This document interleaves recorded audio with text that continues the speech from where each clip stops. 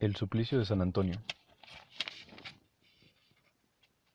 Al hacer la cuenta de sus ahorros, Cecilio Ortiz, minero indígena, se encontró con que ya tenía el dinero suficiente para comprarse el reloj que tanto había ambicionado desde el día en que el tendero del pueblo le explicara las grandes cosas que un reloj hace y lo que representa en la vida de un hombre decente, pues, además, no era posible considerar como tales a quienes carecen de uno. El reloj que Cecilio compró era de níquel y muy fino, de acuerdo con la opinión de quienes lo habían visto.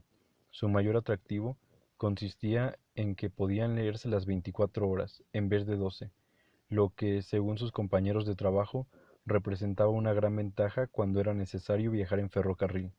Naturalmente, él se sentía orgullosísimo en posesión de semejante objeto. Era el único de todos los hombres de su cuadrilla que llevaba un reloj al trabajo a la mina, por lo que llegó a considerarse como una persona de mucha importancia, pues no solo sus compañeros, sino el capataz y hasta los de otras cuadrillas le preguntaban con frecuencia la hora, debido a su reloj de alta estimación que le profesaban sus compañeros. Lo trataban a él con el mismo cuidado con el que se suele tratar a un subteniente sus medallas, con el mismo cuidado que suele tratar a un subteniente sus medallas. Mas una tarde descubrió con horror que su reloj había desaparecido. No podía precisar si lo había perdido durante las horas de trabajo o en el camino cuando se dirigía a la mina, porque justamente aquel día nadie le había preguntado la hora, sino hasta el momento en el que se percató de su pérdida. Nadie en el pueblo, ni uno solo de los mineros, se habría atrevido a usarlo, a mostrarlo a alguien, a venderlo o a empeñarlo. Por por eso es que le parecía improbable que lo hubieran robado. Cecilio, hombre listo como era, había hecho que el relojero grabara su nombre en la tapa del reloj.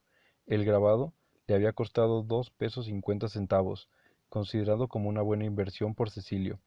El relojero, que en su pueblo natal había sido herrero, había estado enteramente de acuerdo con la idea de que ninguna protección mejor para evitar el robo de un reloj de aquella que grabar profundamente y con letras bien gruesas el nombre del propietario sobre la tapa, y el herrero había llevado a cabo tan a conciencia su trabajo que si alguien hubiera pretendido borrar el nombre, había tenido que destruir toda la caja. Sin embargo, Cecilio no había quedado enteramente satisfecho con aquella precaución y había llevado el reloj a la iglesia para que el señor cura lo bendijera, por cuyo trabajo había pagado un tostón. Había abrigado la esperanza de que, protegido de aquella manera, el reloj permanecería en su poder hasta el último día de su vida, y, para su pena, se encontraba con que el reloj había desaparecido. Durante horas enteras buscó por todos los rincones de la mina en que había desarrollado su jornada, pero el reloj no apareció. Nada podría hacerse hasta el domingo, cuando, con ayuda de la iglesia y sus particulares de santos, arreglaría el asunto. Como todos los indios de su raza, tenía una idea primitiva sobre la religión y sus virtudes. Confió el asunto a la dueña de la fonda donde se tomaba sus alimentos, y ésta le aconsejó visitar a San Antonio, quien no solo arreglaba los asuntos de los no vivos, sino que solucionaba prácticamente todos los problemas de sus fieles devotos. El pueblecito más cercano estaba situado a unos 50 kilómetros de distancia, así que el domingo, a primera hora, Cecilio se encaminó hacia allí para exponerle su desventura a San Antonio. Entró a la iglesia y, después de persignarse ante el altar mayor, se dirigió hacia el obscuro nicho que, sobre un altar especial, guardaba la imagen de madera del santo en actitud serena y solemne. Le compró una cera de 10 centavos, la encendió y la colocó a sus pies. Después se persignó varias veces, extendiendo los brazos, y arrodillado explicó al santo lo que ocurría. Como por experiencia personal, sabía que nadie hace nada en balde. Ofreció al santo 4 veladoras de a 5 centavos y una manita de metal, de las que dicen ser de plata, y que en su mayoría, al igual que los demás milagros, medallas, etc., son fabricados y vendidos por los judíos. Si le ayudaba a recobrar su reloj, de hecho, ordenó a San Antonio que le encontrara su reloj en una semana, ni un solo día después del domingo venidero, fecha en la que iría a la iglesia a entenderse en el resultado de sus gestiones. Durante la semana siguiente el reloj no apareció, y, así el domingo, Cecilio se dirigió nuevamente a la iglesia. En aquella ocasión fue directamente hacia el nicho de San Antonio, sin detenerse, como era su obligación, ante el altar mayor a rezar a la Virgen. Se persignó devotamente, y cuando no vio su reloj en el sitio en el que esperaba encontrarlo, esto es a los pies del santo, levantó el hábito café que éste vestía y buscó cuidadosamente entre los pliegues de la vestidura, usando para ello una absoluta falta de respeto, pues había recibido una gran desilusión de su infantil creencia acerca de los poderes del santo y de su deseo de ayudar a los humanos. Convencido de que la cera, al igual que sus promesas de recompensa, no habían dado un resultado efectivo, decidió intentar otro medio para lograr que el santo cumpliera con lo que consideraba su obligación. Compró otra cera, sin necesidad de salir a buscarla, porque en el interior de la iglesia se fabricaban activamente. Había alrededor de media docena de puestos en los que podía encontrarse todo aquello que los fieles necesitaban para hacer sus ofrendas a los santos. Vendían gran cantidad de retratos, entre los que se encontraban los de los dignatarios de la iglesia y de los señores curas del pueblo y de las diócesis vecinas, volantes, listones, escapularios, novenarios, libros religiosos y semirreligiosos en cuestión de milagros. Había bracitos y piernas, orejas, corazones, ojos, burros, vacas, caballos, y todos de plata, o con apariencia de ella. Los comerciantes hacían sus tratos tan ruidosamente como si se encontraran en una feria, mientras los servicios religiosos se llevaban a cabo al mismo tiempo. Las autoridades de la iglesia tenían estrictamente prohibido el comercio durante las horas de servicio, pero ninguno de los vendedores, mujeres en su mayoría, permitían que se les escaparan 5 centavos para ir a dar al puesto vecino, si tenían oportunidad de atraparlos para sí. Los negocios sufrían, es más, se derrumbaban, si cumplieran al pie de la letra con todos los requisitos y reglamentos que se fijan. No se debe, porque no se puede, razonar con un indio de la ignorancia de Cecilio, que se creía con el derecho incuestionable de exigir a San Antonio la devolución de su reloj perdido, considerando que había llevado todas las formalidades y hecho las acostumbradas promesas de recompensa al santo. Vivía en una región en la que la generalidad de los hombres trabajan para comer, aun cuando se encuentran enfermos o en extremo débiles para realizar sus trabajos pesados. Así pues, resulta sólo natural que no sintiera compasión por el santo, cuya imagen había recibido infinidad de ceras, oraciones, milagros de plata, sin corresponder debidamente a su trabajo. Cecilio no tenía la culpa de juzgar a los santos desde el punto de vista tan material, pues nadie se había preocupado por enseñarle algo mejor. Nuevamente colocó su cera, se arrodilló y se persignó 3 veces devotamente. Carecía de libro de oraciones, y si lo hubiera tenido, de nada le habría servido, porque no sabía leer ni escribir. Algunas personas, con grandes influencias, opinan que la lectura y la escritura estropean las virtudes de los hombres venidos al mundo para trabajar en las minas, para ser buenos obreros, que nunca pedirán más de lo que les es voluntariamente, de lo que se les dé voluntariamente. En consecuencia, Cecilio tuvo que orar simplemente, de acuerdo a los dictados de su corazón. Ignoraba el significado de las palabras y los pensamientos blasfemos, pues de haberlos conocido, jamás había pronunciado y concebido, por mucho que el santo le hubiera desilusionado. Las gentes educadas, cuando un santo no les concede lo que piden, se consuelan solas o con ayuda de un sacerdote, diciéndose que Dios sabe mejor lo que les conviene. Los campesinos y los trabajadores sencillos tienen ideas semejantes respecto a Dios, pero no respecto a los santos, a quienes, por haber conocido bien en la vida terrena, les exigen saber la forma de traficar de este mundo y comprender ampliamente las crueles realidades de la vida. Cecilio tenía un propósito definido, el de recuperar su reloj, sin necesidad de esperar a que se lo dieran en el paraíso después de su muerte. Lo necesitaba aquí, en la tierra, ya que en el paraíso el tiempo había de medirse de forma especial y en el paraíso no habría minas, de lo que estaba seguro, y se veía obligado a trabajar en ellas, ya el capataz le indicaría las horas de iniciar y terminar la jornada. Cecilio oraba en la forma indicada por el Señor cuando dijo: Deja que tus oraciones broten directamente del corazón, y no te preocupes por la gramática. Así pues, con los brazos en cruz, dijo: Oye, querido Santito, escucha bien lo que te voy a decir. Estoy harto de tu pereza, la verdad. Eres muy flojo, y no has hecho nada por encontrar mi reloj. El domingo pasado te dije confidencialmente que había perdido mi reloj, el que compré con todos los ahorros que junté con un endemoniado trabajo, como bien debes saberlo. No pienses zafarte, no, Santito mío, no creas que podrás disculparte diciendo que no conoces mi reloj, porque tú tienes mi nombre bien grabado porque tiene mi nombre bien grabado en su tapa. Tú sabes leerlo. Bueno, pues dice Cecilio Ortiz, con letras así grandotas, que me costaron mi buen dinero. Todo eso te lo expliqué claramente el domingo pasado. Debes comprender, querido San Antonio, que no puedo venir a verte todos los domingos como te imaginas. Tengo que hacer a pie todo el recorrido bajo los ardientes rayos del sol. Claro que tú eso no puedes comprenderlo porque tu altar es muy fresco, pero créeme, hace un calor allá afuera. Además, las velas cuestan dinero, dinero, que yo no me encuentro tirando.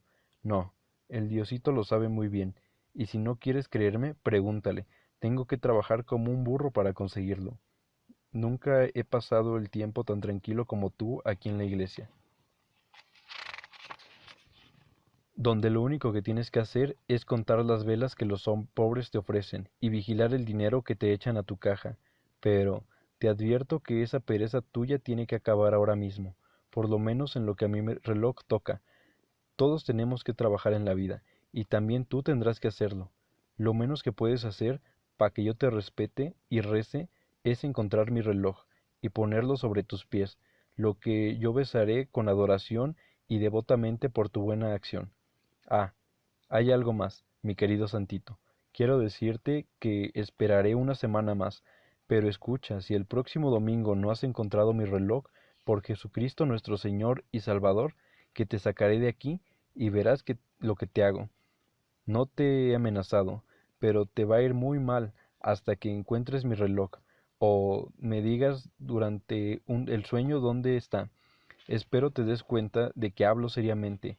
Eso es todo. Gracias por todo. Ay, amado Santito, ora por nosotros, ora por nosotros. Cecilio se persignó, volvió la cara hacia la imagen de la Virgen Santísima, recitó una oración, se paró aproximado a la vela hacia la imagen del santo, le lanzó una última mirada de advertencia y dejó la iglesia convencido de que su ardiente ruego no había sido elevado en vano. Tampoco aquella semana apareció el reloj de Cecilio. Todas las mañanas, al despertar, miraba ansiosamente, lleno de esperanza, bajo su almohada. Su reloj no aparecía, ni allá abajo de su catre. Así que esto es lo que sirve a los ricos. Así es que solo sirve a los ricos, y nada más, nada hace por los pobres, murmuró. Parece que mi compañero, el odio Tejada, tiene razón cuando dice que la iglesia solo sirve para hacernos más brutos. Muy disgustado con el santo, decidió no rezarle más y emplear medios más efectivos para obligarle a obrar. Cecilio no poseía un gran talento para inventar nuevos castigos y torturas, y tenía que echar mano de aquellos que le eran bien conocidos por amarga experiencia, pues frecuentemente le habían sido aplicados a él y a sus compañeros cuando era peón en la hacienda que había nacido y crecido, y en la que había sido casi esclavizado hasta que le fuera posible escapar y encontrar el trabajo en el distrito minero. El sábado por la tarde, después de recoger un saco vacío de azúcar, se encontraba en el patio de la tienda de abarrotes. Se encaminó apresuradamente hacia el pueblo. Era de noche cuando penetró en la iglesia, que a aquella hora se hallaba un poco iluminada. Persignándose ante la Santísima Virgen, que ningún mal le había hecho, dijo rápidamente una oración, y agregó algunas palabras solicitando su perdón por lo que iba a hacer. Con pasos resueltos caminó hacia San Antonio, cuyo altar, afortunadamente para las siniestras intenciones de Cecilio, se hallaba envuelto en las tinieblas, y ningún fiel oraba cerca de él. Rápidamente se apoderó de la imagen, con gran ternura le quitó el niño de los brazos y lo colocó sobre el altar. Metió al santo dentro del costal que llevaba. Después salió por la puerta lateral. Nadie vio a Cecilio correr a través de las calles semioscuras. En menos de 10 minutos dejó atrás las últimas casas del pueblo y se puso en camino a la aldea minera en la que habitaba. Cuando le faltaba algo más de 1 kilómetro para llegar, abandonó el camino principal y se internó en el bosque. La luna había salido, y la vereda que atravesaba el bosque se hallaba medianamente alumbrada por fortuna para Cecilio. A los 10 minutos de caminar rápidamente, llegó a un claro en el centro del cual había un viejo pozo, hacía mucho abandonado, originalmente propiedad de unos españoles que lo habían mandado hacer, junto con un casco de una hacienda del cual aún quedaban en pie 2 muros. Todo el sitio tenía una apariencia fantasmagórica. Nadie, ni siquiera los carboneros sedientos, bebieron jamás agua de aquel pozo, pues esta se encontraba cubierta de lama verdosa, y el fondo estaba llena de plantas y madera podrida. Debido a la soledad del sitio, a su lúgubre quietud y a las serpientes y reptiles de toda especie que allí podían encontrarse, resultaba el lugar más propicio al desarrollo de crímenes, amor con fin trágico y una serie de cosas espeluznantes. Los vecinos del pueblo evitaban, hasta donde les era posible, cruzar cerca de ese lugar, y Cecilio, con el santo a cuestas, no se dirigía a él con mucha libertad. Es una gran verdad que la gente localmente enamorada o en extremo celosa o colérica, jamás mientras su emoción dura, suele ver fantasmas, y como Cecilio se hallaba enojado en extremo con el santo perezoso, no habría notado la presencia de aquellos, aun cuando se encontraran celebrando una reunión de familia sobre el brocal del pozo. Él estaba desesperado y ciego. Su único deseo era recuperar el reloj. La vida de los santos entre los indios, como Cecilio, no resultaba fácil ni cómoda. Aquel que desea tenerlos bajo su dominio debe hacer lo que ellos esperan de él. Consecuentemente, si un santo quiere ser venerado por ellos, debe probar plenamente sus aptitudes de santito. Cecilio no era ningún salvaje. No comenzó a torturar al santo sin antes darle una última oportunidad para que hiciera aparecer su reloj. El señor feudal de la hacienda en la que Cecilio había trabajado como un peón era mucho menos considerado y amable con sus peones de lo que Cecilio era con su cautivo. El hacendado, en el preciso instante en que descubría alguna falta, mandaba azotar al culpable o aplicarle cualquier otro castigo. Sin embargo, hay que aclarar que les era permitido a los peones dar explicaciones sobre los motivos de su falta los domingos por la mañana, cuando eran llamados a la faena, esto es, a prestar ciertos servicios domésticos, por los cuales ni se les pagaba nada extra, ni se les mostraba agradecimiento alguno, y como ya habían sido castigados en el momento de ser sorprendidos, juzgaban inútil hacer mención a lo que justificaba el castigo. Cecilio no trató a su prisionero en aquella forma, no, le dio todas las oportunidades posibles para que se sincerara. Sacó la imagen del saco de azúcar, lo colocó sobre el borde del pozo y le arregló los pliegues del vestido y le alisó los cabellos para darle mejor apariencia. La estatua tenía como 1 metro de alto, pero la cabeza correspondía a un cuerpo mayor, por lo que parecía desproporcionada. Dirigiéndose a su cautivo, Cecilio le dijo: Escucha, Santito, yo te respeto mucho, tú lo sabes bien. De hecho, te respeto más que a otros santitos de la iglesia, a excepción, naturalmente, de la Madre Santísima, lo que es fácil de comprender. Pero debes hacer algo para que yo recupere mi reloj, y para ello te daré la última oportunidad. Más vale que te des prisa. Yo he puesto todo lo que está de mi parte. Ahora te toca a ti. Entiende, ya no quiero pretextos. Fíjate bien en qué sitio nos encontramos. Puedes ver que no es agradable, y a medianoche es 100 veces peor, porque los habitantes del infierno vienen a pasearse por aquí. Tú eres un santo, y por lo tanto capaz de encontrar las cosas perdidas y recuperar las robadas. El señor cura así lo ha dicho muchas veces, y debes saberlo, porque es un hombre muy leído. Te he, te he comprado ya 2 veladoras, y te he prometido además dinero en efectivo. Mas no puedo hacer, porque, como tú sabes, no soy más que un pobre minero. Mira mis manos, ya que para que me creas. Gano muy poco, y no tengo esperanzas de aumento. A según nos ha dicho el capataz. Todo esto lo sabes requete bien, Santito, y solo quiero recordarte estas tristezas de la vida porque me parece que nada te importa un pobre minero, y menos aún ese minero indígena. Si tu piel es de color suave, si su piel no es de color suave como la tuya, y si no les has dado de escribir cartas y leer periódicos, pudiendo solamente estampar una cruz chueca en los papeles que se ve obligado a firmar. Mira, empiezo a sospechar, y mucho, que te gusta ayudar más a que los que tienen mucha plata. Por ello pueden pagarte mejor. Es por eso que te he traído aquí, donde podemos discutir tranquilamente. ¿Tú me entiendes? Yo no puedo pagarte tampoco como los gringos millonarios que tienen todo, además de todas las minas del país. He hecho lo que he podido.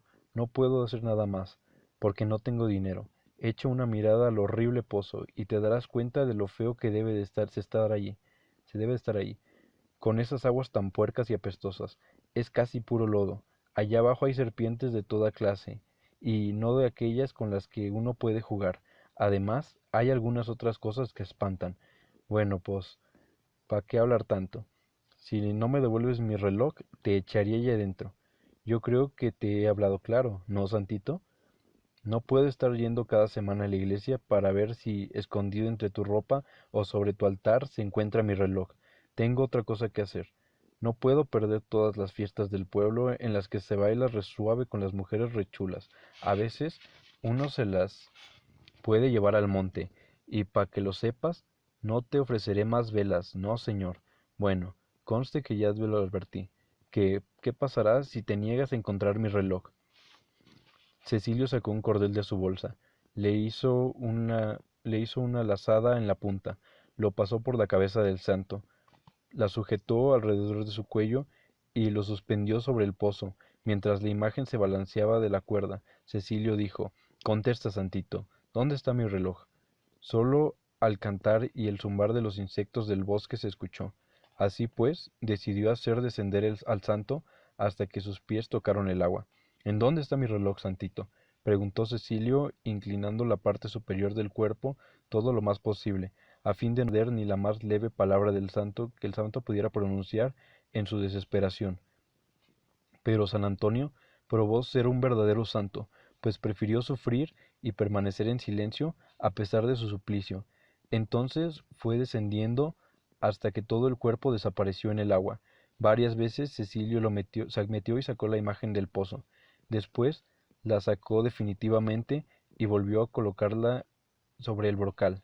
Santito, dijo, ya sabes ahora lo que el pozo no, que ya sabes ahora lo que el pozo tiene en el fondo.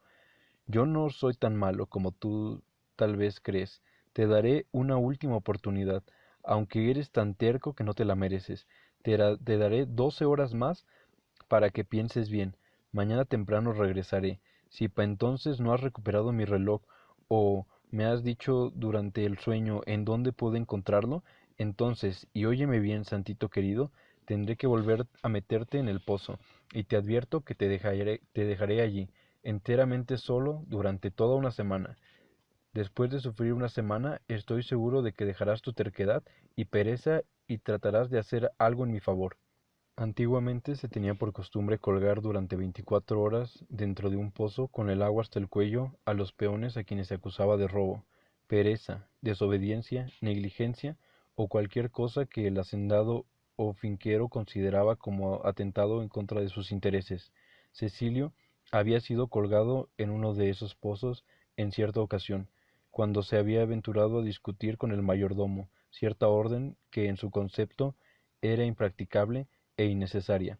Así pues, él pensaba que el santo no tenía de qué quejarse si un pobre trabajador indígena hiciera con él lo que los señores feudales acostumbraban a hacer con sus peones. Ningún sacerdote intervenía cuando los peones eran cruel e injustamente tratados por sus amos. Así pues, no había razón para que él se mostrara compasivo con aquel amigo íntimo de los señores curas. Después de guardar nuevamente la imagen en el saco de azúcar, Cecilio la escondió entre la maleza. Las vestiduras del santo se encontraban mojadas y llenas de lama verdosa. Cecilio sabía que el pobre sufriría terriblemente durante la noche fuera de los muros protectores de la iglesia y el calor de sus cirios.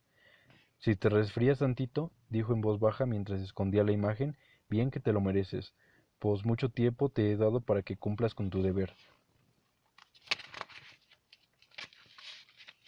Y ya que te niegas a hablarme, pues muy bien, aquí te quedas ahora. Buenas noches, hasta mañana. Lo primero que Cecilio hizo al despertar fue buscar bajo la almohada y en todo rincón que ocupaba su catre. También miró dentro de sus bolsas y en la caja de madera en la que guardaba todas sus propiedades, pero su reloj no apareció. Se dirigió a la plaza y en una mesita al aire libre se desayunó un café negro con carne seca, frijoles y tortillas. Después se dirigió al bosque a toda prisa. Sacó la imagen de entre la maleza y buscó cuidadosamente en sus vestiduras. Tampoco allí estaba el reloj.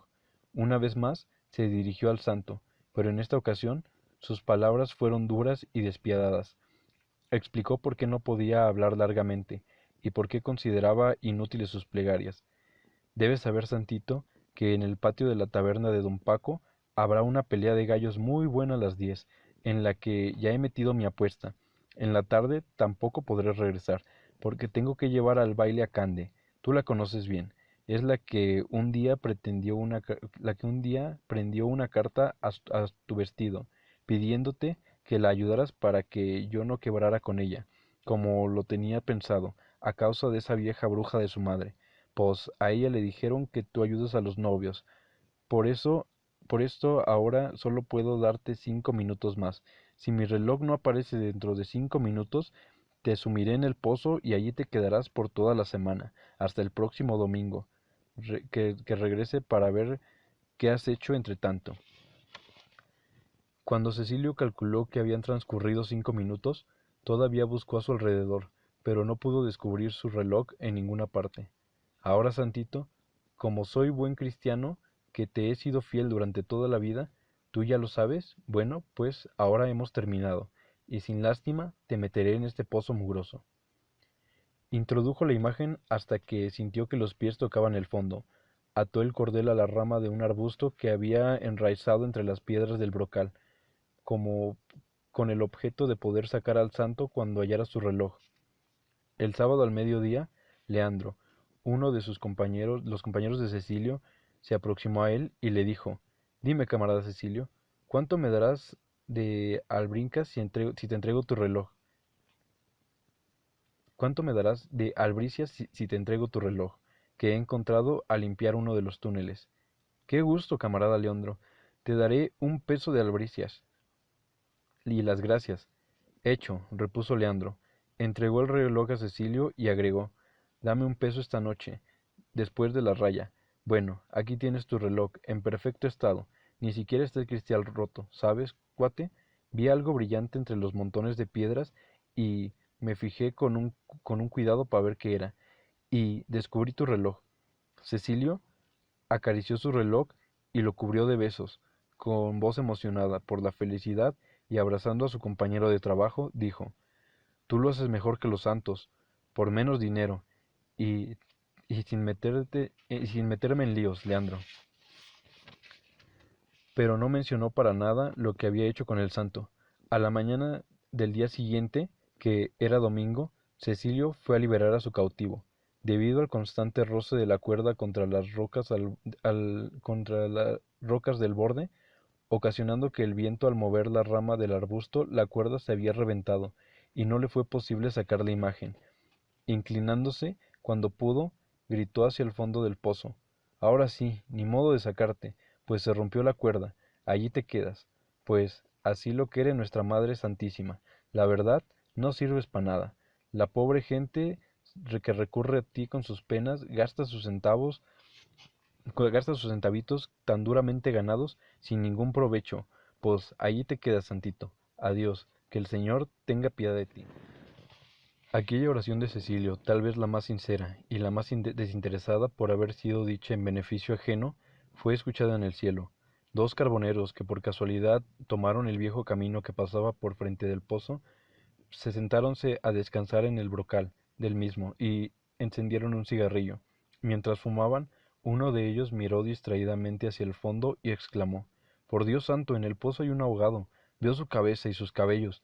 Tienes razón, es un hombre», dijo el compañero asomándose. «Caracoles, es un cura», gritó fijándose en la cabeza tonsurada, corriendo hacia el pueblo para avisar que un cura había caído al fondo del pozo accidentalmente y se había ahogado.